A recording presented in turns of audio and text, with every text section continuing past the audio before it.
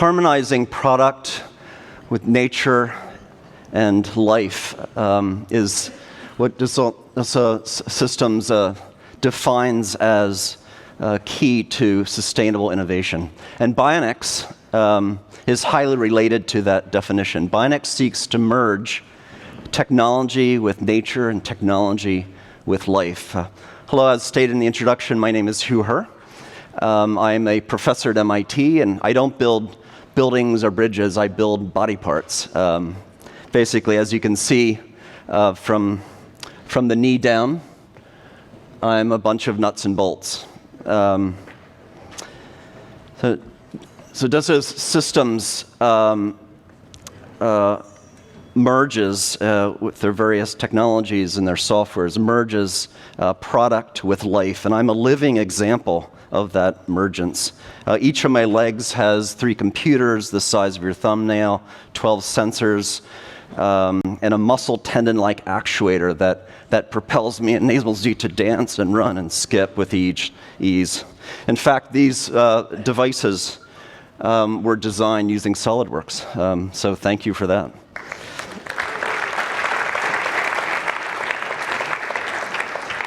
So today I'm going to talk about an area of Bionics called human Bionics. And what is human Bionics? Human Bionics is merging biology with design. And as you can see, or almost see, this is a double-edged arrow. The lighting is a bit off. And that's by design. Sometimes we extract fundamental principles of nature of biology, and those principles inform what we design. For example, the ankles that I'm wearing have a muscle, a motor that represents the calf muscle, has elastic springs that represent the Achilles tendon, and have microprocessors that represent the computation that's going on in the spinal cord level. So when I walk, there's actually commands sent to the motors that are very, very similar to the commands sent from the brain and the spinal cord to the peripheral muscles. That's why I'm able to move so naturally. So and then the other way is that design informs biology through synthetic biology, and we're now designing new biology that didn't exist through natural processes. So key to human Bionics is deeply understanding how humans work. So how did I get interested in human Bionics? As was stated in the introduction, my legs were amputated in 1982. I was mountain climbing and suffered very severe frostbite to my lower legs.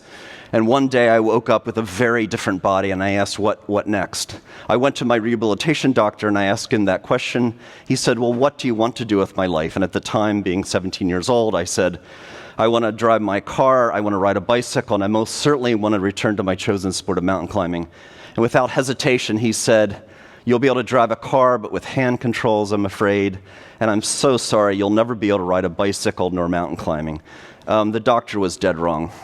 I started climbing immediately, and I found out there was advantages. One obvious advantage is I can be as tall as I want. Here I'm 3 meters high, able to reach absolutely every hand and foothold, to the chagrin of my climbing competitors. So as a young man, I began imagining a future world in which technology is so advanced that we could think about eliminating human disability. For my own body, I thought about, well, imagine I had smart bionic limbs where I could run, and perhaps run faster than a person with normal biological limbs. And I went beyond that. I said, imagine my limbs were non-anthropomorphic. Imagine they had wings and I could fly. So as a young man, I began imagining these future worlds. And I extended that to all types of conditions. Perhaps technology in this 21st century will end disability. And that's been driving me ever since, that vision. So today I co-direct the Center for Extreme Bionics with Ed Boyden. Boyden's work was mentioned by Lisa in the last section. The center is very broad intellectually. It covers robotics and artificial intelligence, tissue engineering, material science, genetics, and so on. Because the body is so diverse, the body has chemical domains, mechanical domains, electrical domains, we feel that all the science and engineering needs to be represented if we're very serious about hacking the body. So hacking the body. The vision here is that we can advance science and technology to the point where we can fundamentally change human capability. Physically, of course, cognitively, and in terms of our sensory experience. So that's what this talk is about. And I'm going to go through two sections, one on amputation and a second on paralysis. And then I'll finish up with a discussion on exoskeletons and new identities. So amputation. What does Bionics have in store if a person loses a limb? So there's been a lot of progress over the last several decades in robotics, in very small, efficient computation, sensing, and so forth. And that's led to this gentleman, Steve Martin. He's not the comedian. Steve was hit by an IED blast in Afghanistan, and both legs were taken off, and now he's able to run up a rocky path with Bionics. But Steve cannot feel his synthetic limbs. He does not have cutaneous feedback, nor does he have proprioception, the sense of where his foot ankle is in space. And that's what we want to do. We want to close the loop between the brain and the synthetic structure. And we feel what's critical in that objective is fundamentally changing how limbs are amputated from a surgical regenerative perspective. So here's two textbooks. One is in the Civil War era in the US, 1860, and the second is a modern Netter 2016 text, largely teaching the same strategy on how you amputate a limb. Remarkable. So you have all this innovation, for a very, very long time, and little has happened in terms of innovating the surgical technique. So, and sadly, my legs were amputated using the Civil War era technique. I feel my feet as a phantom awareness. I feel them right now, vividly. But it feels like my foot is stuck in a rigid ski boot. I can't move my foot ankle. So why is that? Here's an animation that describes why. So the surgeons in a standard amputation, they stitch down muscles so they can't move. They can generate force and pull, but they can't move dynamically. It's not like my elbow or my triceps and biceps are moving back and forth dynamically. And because of that, the brain's not getting proprioception. When I close my eyes, I can feel the position of my elbow at speed. If you give me a barbell, I can feel the load. That's because of this rich sensing information going to the brain called proprioception. So I'm not getting that because of this amputation. So for me to understand the position of my bionics and the load on them, I have to look at them and load, I'm out of luck. So at MIT, we invented what we call, it's a mouthful, the agonist-antagonist myoneural interface. We call it AMI for short. So what is AMI? So AMI is taking two muscles and attaching them mechanically using surgical techniques, such that when you electrically activate the agonist, for example, it causes a muscle contraction, which stretches its partner, the antagonist. And that those muscle dynamics, again, the muscle's filled with biological sensors that sense those dynamics, and that rich information gets sent to the central nervous system. And that's why we're able to move so well as humans. So the idea is for every robotic joint that we want to control in the external world, we create one AMI or one muscle pair. So in this example, we have a person with an above knee amputation, and there's a bionic knee and a bionic ankle, so we would need two of these muscle pairs. And then on each muscle, we're going to put synthetic proprioceptive sensors, so synthetic sensors that measure properties of each muscle. That'll be communicated to the computers on the bionic limb. And so that as the person thinks with their brain and moves their phantom limb, these muscles will be moving back and forth dynamically, and we'll measure that and tell the robot how to move. So essentially, the human brain will inform the robot how to move, and the person will be able to feel those movements because those muscles will be moving back and forth and sending that rich information to the brain. So that was the outlandish view. Could it work? Everyone told us it wouldn't work. We went through a lot of preclinical studies. It worked beautifully. And we got to the point where could we try this on a living human being? And of course, I went to my friend, Jim Ewing, or he came to me rather. Jim was in a terrible mountain climbing accident, just like me. He was in the Cayman Islands and he fell 50 feet and his rope failed to catch him and he hit a rocky ground surface. Broke many bones in his body, punctured both lungs. His one leg was so damaged that after surgeries and lots of rehabilitation, with every step he took, he felt excruciating pain. So much pain that he came to me crying and said, I cannot live this way. This is just unsustainable. So Jim's timing was perfect because we had just invented the Amy, and we were looking for a human volunteer. And Jim did just that. He volunteered, so he's a modern-day astronaut. So my surgical colleague at Brigham and Women's Hospital, Dr. Matt Carty, performed the first surgery on Jim's leg, where 2 AMIs were constructed, and this animation describes the surgical technique. So synovial canals, distal or lower in the end, were repositioned, salvaged and repositioned on the tibia, and they served as linear kind of biological bearings to reroute these tendons and create 2 muscle pairs. One muscle pair would be to use to control the robotic ankle. The second is to control the subtalar joint for foot inversion, eversion. So our hypothesis was that Jim would not be able to have a robust control, but he'd also be able to feel the robot moving. And we could actually also reflect forces into his nervous system, and he could actually feel loads as well. So this is Jim after the surgery, and we see signals on the right. Those black boxes are measuring the electromyographic signals from each AMI muscle. And what I want you to notice is how distinct the signals are. You can easily see with your eye that each muscle's firing in a different way. If you hooked me up and did this experiment, it would be a jumbled mess. Each signal would look very, very similar to the next. And it would be very hard or impossible for me to control a machine because we need to differentiate the dynamics of each muscle. So we then hooked a robot to Jim. And in this video, we have really thin surface electrodes adjacent to each AMI muscle on the amputated limb.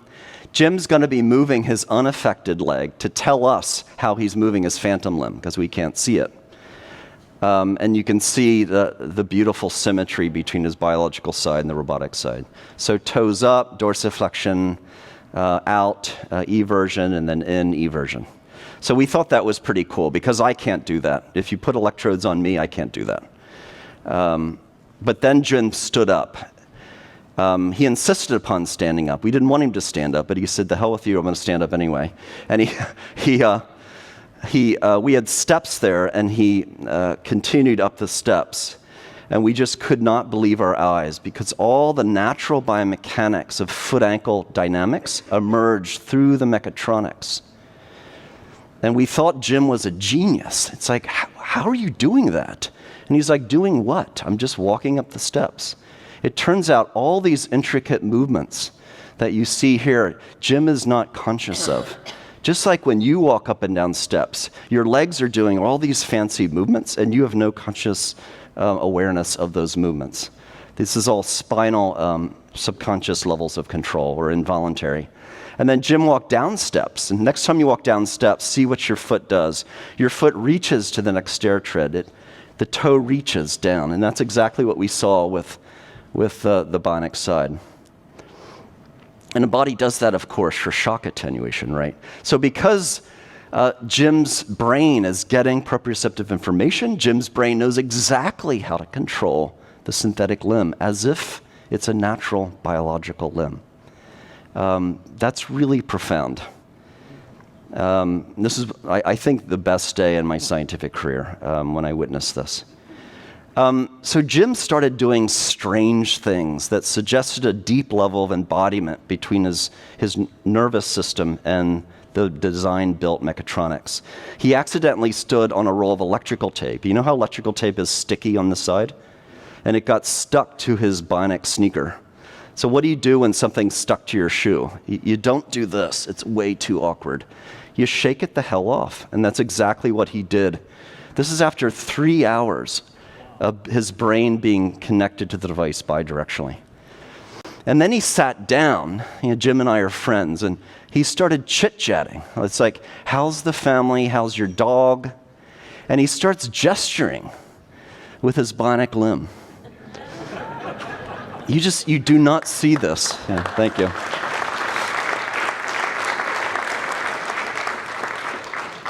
With a prosthesis that's not linked to the brain, you do not see this. The prosthesis will just hang there if it's an arm, kind of dead, or the leg.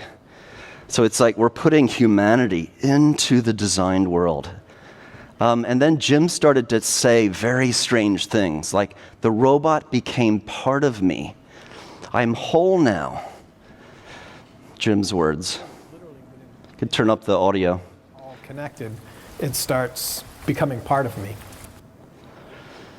So, wow, when you give me a hammer or any other tool, I don't say I'm complete, my life is, I have my body back and it's me and so on and so forth. And that's what we're viewing. When a person can think and control the designed world and in turn feel the designed world, the designed construct becomes part of that person. So we're at the transition in human history that I call neurological embodiment. We're transcending beyond mere tool use into a new epoch of neurological embodiment where what we design can become part of us. So a fun story, again, Jim fell climbing. Just like me, he wanted to return to his passions. So we designed him a cyborg, computer-controlled, brain-controlled artificial limb for climbing steep rock walls. By the way, this is a SolidWorks rendering that you see here. Hooray. And of course, we put sticky climbing rubber on the bottom. Jim returned to the Cayman Islands, the site of his accident. And of course, we brought drones and cameras to capture this truly triumphant accomplishment. Here's Jim.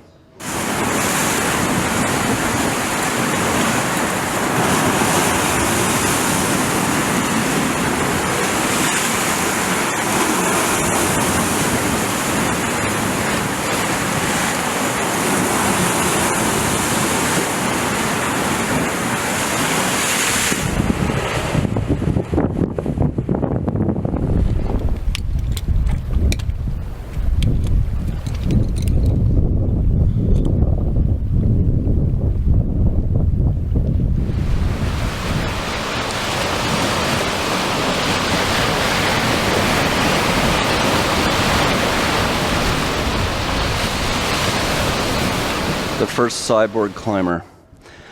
Thank you.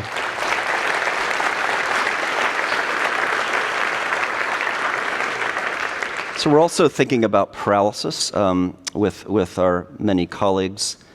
A person with a spinal cord injury, many folks are using a wheelchair. There's a few lucky people that are wearing these exoskeletons. The exoskeletons have synthetic motors and computers. And the robot, the exoskeleton, moves the limbs that are not able to move. I'm going to make the outlandish contention that in the future, if all a person wants to do is restore their physicality to normal innate levels, they won't require synthetic motors. And because us scientists will figure out how to use the muscles in the body as the motors, and then the technology will go on the skin and inside the body, and you won't see anything. Part of this future is cell engineering. So my colleague Bob Langer, who's part of the Center for Extreme Bionics at MIT, for years and years and years with many colleagues, has been developing a strategy to attempt to repair a broken spinal cord with tissue engineering. They build a polymer scaffold. They inject the polymer scaffold with stem cells for restoration. So you see in this animal, the spinal cord is cut and you see significant paralysis in the hind limbs. So after this treatment, the polymer scaffold and neural stem cells, after about 90 days, you see a profound improvement in the biomechanics of the hind limbs. They then tried this on non-human primates, and recently the FDA allowed for a study into humans. The FDA did not allow, however, the neural stem cells, only the polymer scaffold, but the pilot data are still very compelling. This gentleman has restored bowel function, hip movement, pretty good knee, and you still see pathology around the foot ankle. So I think in the future, the first stage of treatment of a spinal cord injury is to use tissue engineering to try to repair the spinal cord break. To the extent to which that is imperfect, we can use what I call a digital nervous system. We can wire up muscles and take over the control of muscles with advanced control systems by artificially activating or stimulating muscle. So I'm going to take you through the various parts of the digital nervous system. So we know a great deal about, in the field of neural mechanics, how walking works, how manipulation works. And in a decade or so, that knowledge will be even more complete. So this is not a cartoon. This is a simulation that's obeying Newton's laws of mechanics. It can fall over, and it doesn't because of the modeled control system. So you can imagine on a paralyzed limb, we have electronic buttons going down the limb. Each button talks to a certain number of muscles, and the buttons talk to each other wirelessly, and we build up a whole spinal level control, and a person can move again. That's the idea of the digital nervous system. So Lisa in the last session mentioned optogenetics. We're using optogenetics in the peripheral. So if you want to control a muscle with light, you can inject that muscle with a virus, and then what's expressed in the nerve that innervates the muscle is a light-sensitive opsin, shown here in red histology. Here you see an animal, a small animal. This animal's under general anesthesia. And all we did was we injected the virus. The light-sensitive opsin is expressed in the nerve that innervates the muscle flexor and the nerve that innervates the muscle extensor. And by shining light on the skin, there's enough light to get to the nerve that we can actually control the joint of the animal with light. Again, there's nothing synthetic inside the body of the animal because we really increase the expression of the option. So just the small amount of light that gets to the nerve by shining light on the skin is enough to control the joint. And the control is very, very good. We're not able to have this level of control yet using an artificial electrical stimulus. When you use lights and opsin, the muscles are fired in a natural recruitment, so you can have very, very control from low forces to high forces. So to close the loop, we need sensors in the muscle to measure the muscle proprioceptive responses, the length and speed and force of the muscle. So what we're doing is we take small magnetic spheres, we coat them with a biocompatible material, and we inject them into muscle, completely passive, no wires. And then outside the body, in the surface of the skin, we have an array of magnetometers, and we've done the mathematics to figure out how to compute the XYZ of each sphere. So the spheres are stuck in a muscle, and as the muscle contracts and is lengthened, we then know the distance and the speed that the muscle's contracting. So this is a minimally invasive technology. Any nurse in a closet can put these in. It's like 1 to 3 millimeters in diameter. So we are excited about this, and we believe it'll be pervasive. So you just inject them in, then on the skin is an array of magnetometers. Here's just a benchtop showing our algorithms at play. Magnet tracking is not new. We just figured out how to track magnets at really, really high speeds. The speeds are so high that we can close the loop in the control system. We can also, if there's disturbances to the magnetic field, such as induced by a large metal object, we take care of that as well. So here's an experiment where we have sensing in the muscle. That sensory information goes to a small computer, and the small computer then commands optical signals, optical light, in the optogenetic actuation, and we do a classic control step function response of the limb, of the joint. And now we're doing sine wave tracking and so on, and our goal is to have an induced paralysis of a whole limb, and across many, many muscles build up an entire control system, and first have animals walk normally, and then humans. So we're looking for about $20 million to solve these problems, and I think we will, and it's very exciting. So moving on to augmentation. Remember I said that synthetic motors and exoskeletons won't be used if a person wants to restore the physicality to innate levels?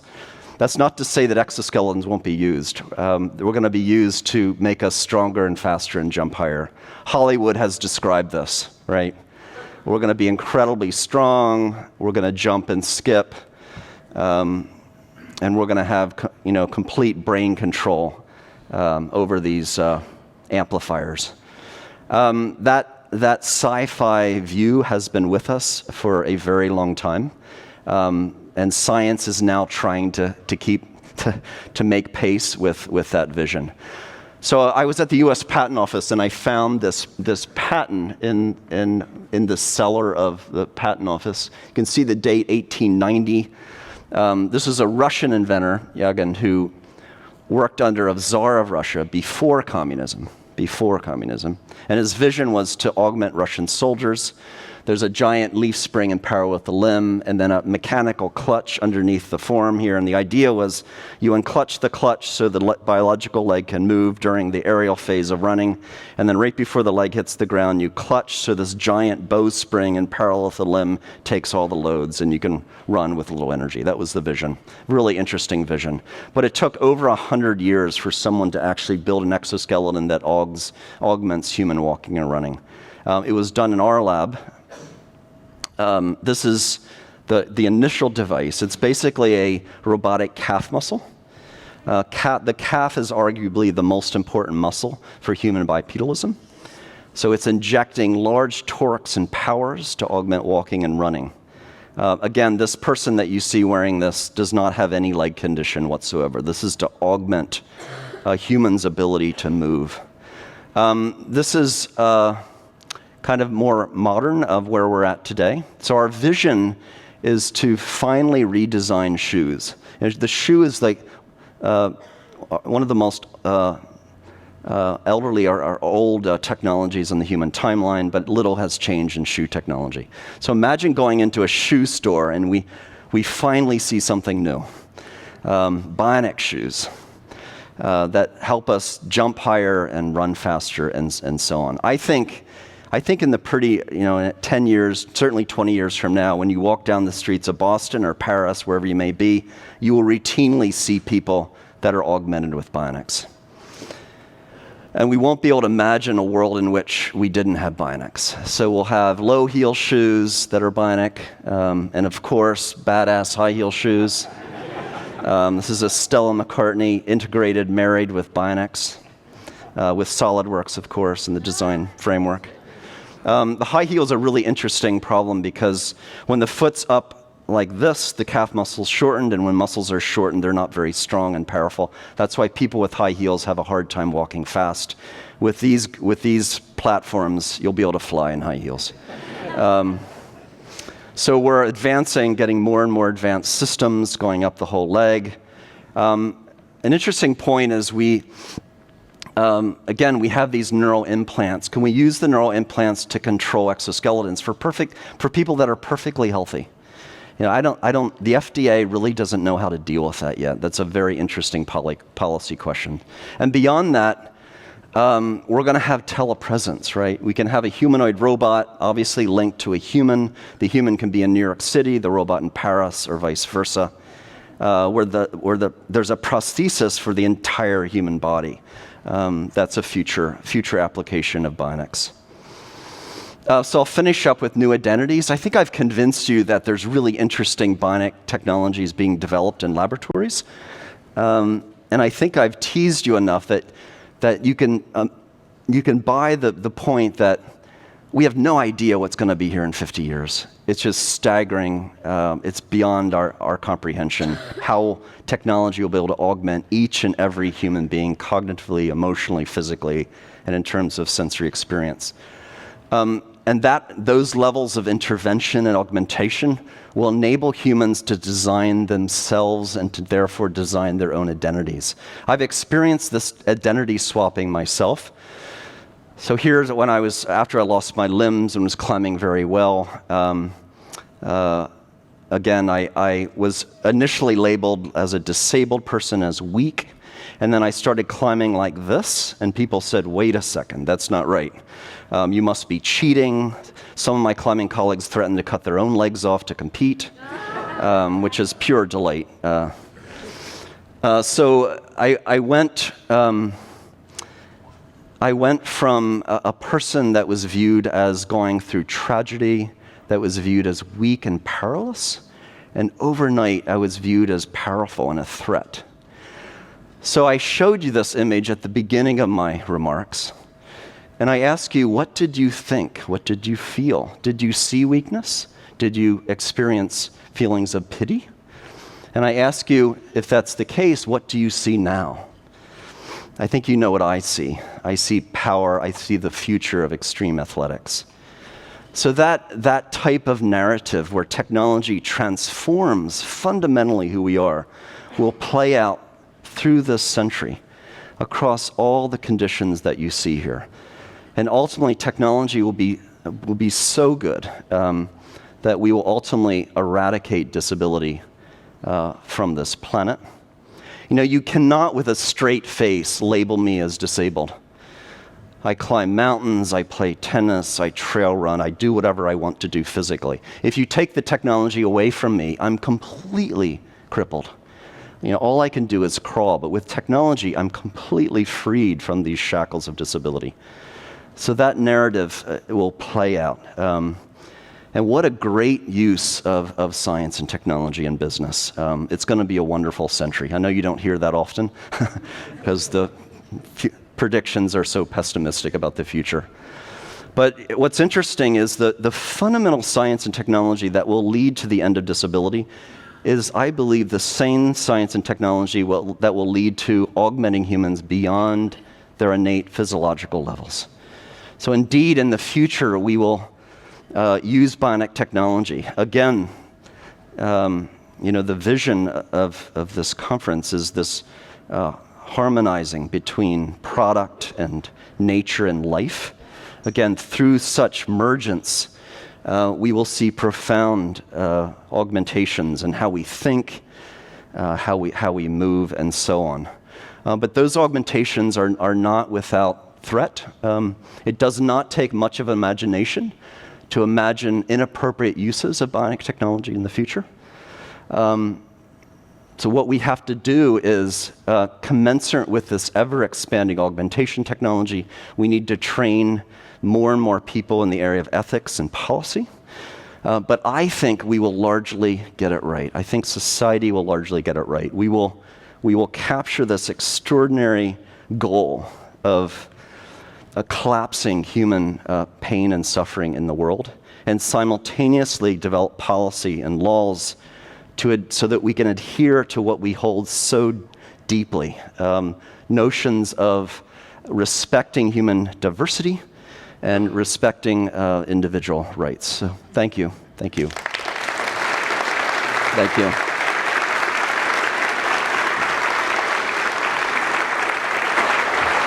Thank you so much. Thank you. Thank you. Thank you.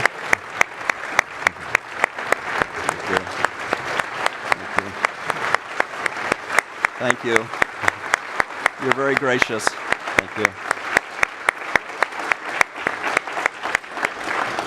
Thank you so much.